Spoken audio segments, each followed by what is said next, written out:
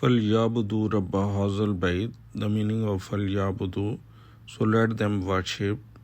The meaning of rabba, the Lord. The meaning of haza, of this. The meaning of al-bait, house.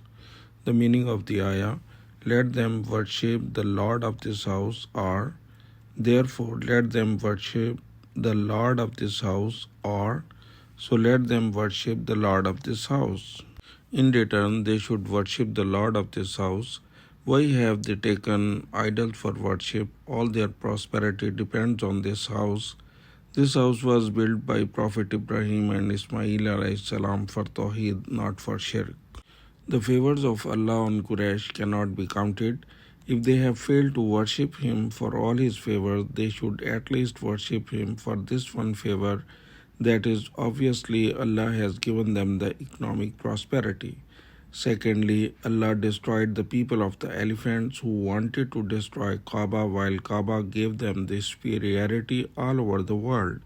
The only way to return it to enslave yourself for Allah and worship only and only Him. This house, the Holy Kaaba. The sentence means that the Quraysh have attained to this blessing only by virtue of the house of Allah. They themselves acknowledge that 360 idols which they worship are not its Lord, but Allah alone is its Lord. He alone saved them from the invasion of the army of elephants. Him alone they had invoked for help against Abraha's army.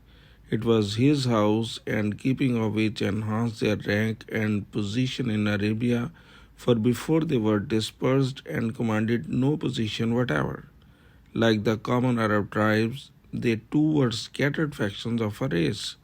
But when they rallied round this house in Mecca and began to serve it, they became unravelled throughout Arabia, and their trade caravans began to visit every part of the country fearlessly. Therefore, whatever they have achieved, it has been possible only by the help of Lord of this house.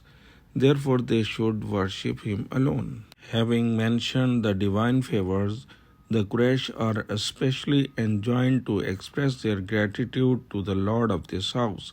Here, out of many attributes of Allah, the Lord of this house is singled out, because it was this house that became the source and fountain of all blessings for them.